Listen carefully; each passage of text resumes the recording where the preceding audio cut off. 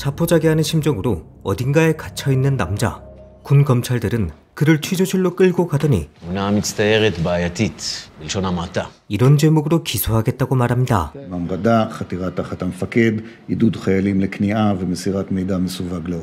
4개월 전 베르빈 중위는 부두 전초기지로 발령납니다.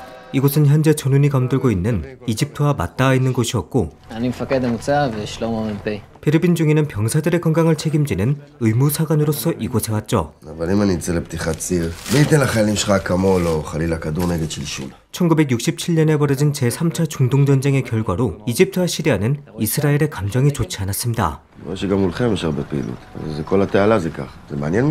전방에 있던 병사들은 전쟁을 확신하며 상부의 수차례 경고했지만 이스라엘 정부는 이를 심각하게 받아들이지 않았습니다.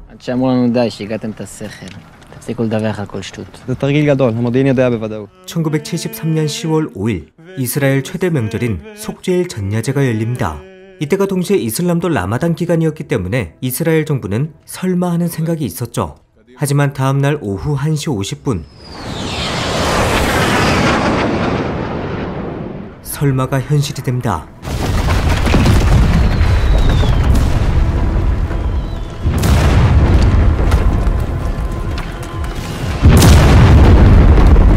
이집트와 시리아가 한 편을 먹고 이스라엘을 침공한 것이죠.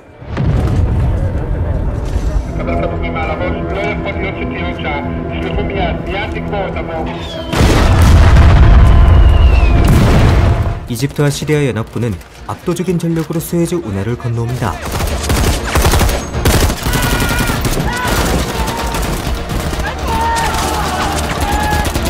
이스라엘군은 대응 사격을 통해서 최대한 저지해보지만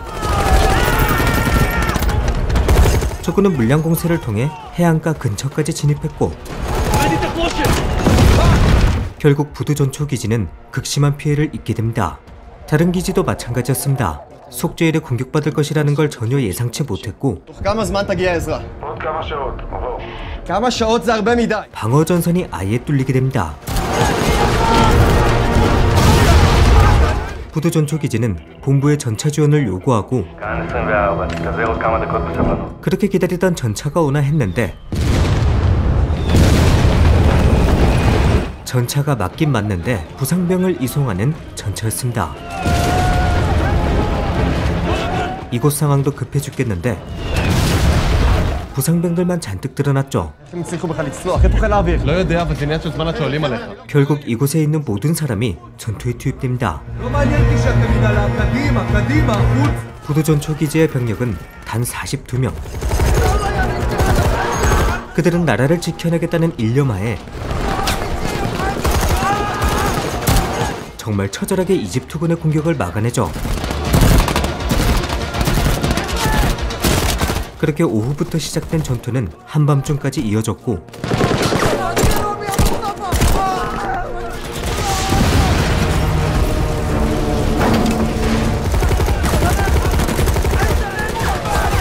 일단 적군을 쫓아내는 데 성공합니다. 베르빈은 다시 한번 상부의 지원을 요청하죠.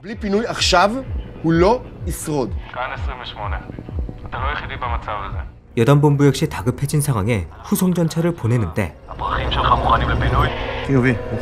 오는 길에 또 이집트군에 당합니다. 후송전차는 바주카포까지 맞으면서 도와주러 오던 병사들은 모두 전멸하게 되죠. 결국 치료받지 못한 부상병들은 죽게 되고 부두 전초 기지는 절망적인 상황에 빠지게 됩니다. 3차 중동전쟁에서 굴욕을 받던 이집트는 정말 철저히 준비했고 그에 반해 병사들과 첩보원들의 여러 차례 경고를 가볍게 무시하며 전쟁 하루 전에서야 사태의 심각성을 파악한 이스라엘은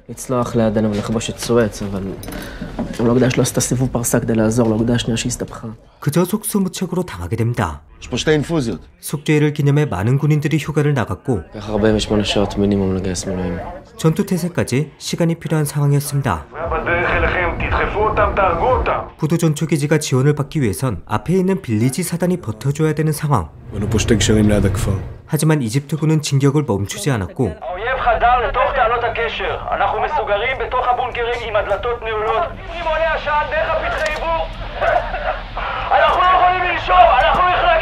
이집트군은 빌리지의 모든 병사들을 사살합니다.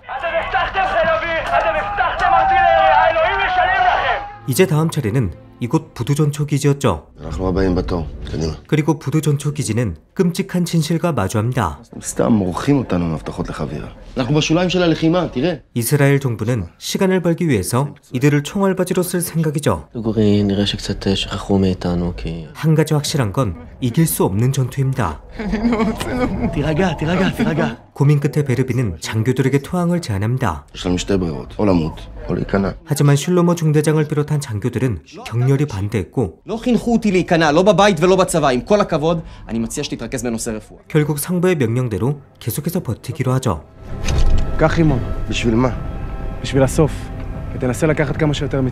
사실상 죽음을 기다리는 것이었습니다. 다음 날 참호를 지키던 이스라엘군은 믿을 수 없는 광경을 마주합니다. 바로 소련의 전차인 T-55가 이스라엘 참호를 공격하고 있었죠.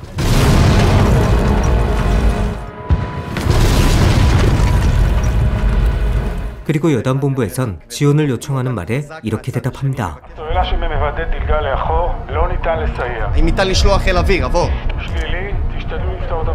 결국 부두전초기지 병사들이 뭉쳐서 상황을 이겨내는 방법밖에 없습니다. 분대장 라미는 T-55를 우선적으로 파괴해야 된다고 말하죠. בדיוק כאן. עולה על הרמפה הזאת לפני הבונקר הנטוש. אולי אם המצרים יראו טנק מסתער עליהם, יחשבו שיש פה כוח גדול. שאולי לא כדאי להתעסק איתנו, יתפסו מרחק, יעזבו אותנו בשקט. 그렇게 참호에서 먼저 교전을 유도하고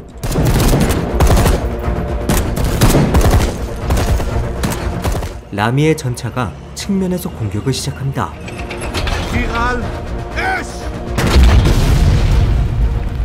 예상대로 T-55가 기어나왔는데 모든 것이 계획대로 흘러갈 순 없습니다. 이집트군은 언덕에 매복하고 있었고 라미와 부하들은 그대로 고립됩니다. 아군이 참호에서 엄호 사격을 해줬지만 결국 라미의 부하들은 모두 전사. 분대장 라미만 겨우 목숨을 건져 복귀합니다. 분대원들을 모두 잃었지만 라미의 작전은 절반의 성공을 거두죠. 한편 중대장은 다시 한번 여단본부에 연락해봅니다. 하지만 대답은 여전히 똑같았죠. 그날 밤 적군은 또 한 번 기습 공격을 했고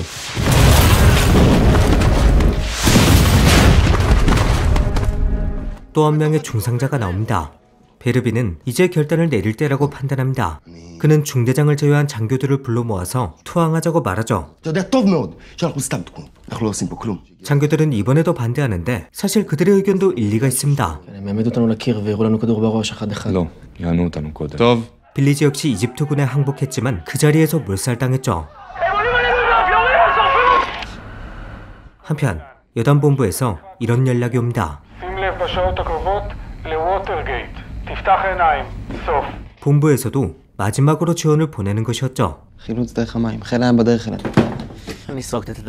몇 시간 뒤 정말 해군이 부두전초 기지를 향해 접근합니다. 하지만 이번에도 적군에게 발각되며 마지막 지원마저 눈앞에서 멀어지죠. 그러자 여단본부는 이렇게 말합니다. 투항을 격렬히 반대하던 중대장도 결국 현실을 받아들이게 되고 장교들을 모아서 투항에 대해서 논의합니다. 그 사이 베르비는 투항 방식에 대해 고민해왔죠.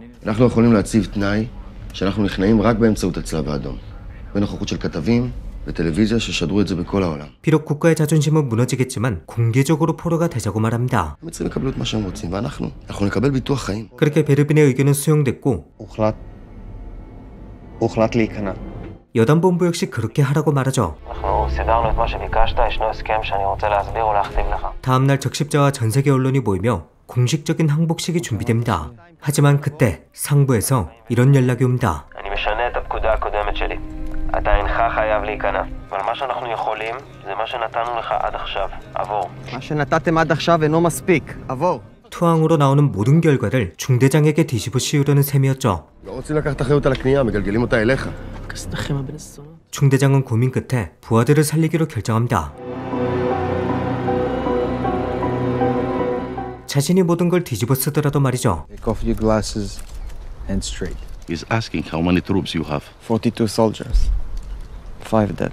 More than 120 troops of his unit. 그렇게 부두존초 기지의 이스라엘군은 40일간의 포로 생활 끝에 집으로 돌아왔지만 그들을 기다리고 있는 건 군검찰의 조사였습니다. אתה היית הגורם המכריע בכניעה של המזח. הייתם מעדיפים לראות אותנו חוזרים בארונות, רק ככה היינו זוכים לכבוד ממכם. אתם מעדיפים חיילים שנפלו בקרב מאשר חיילים שנפלו בשבי.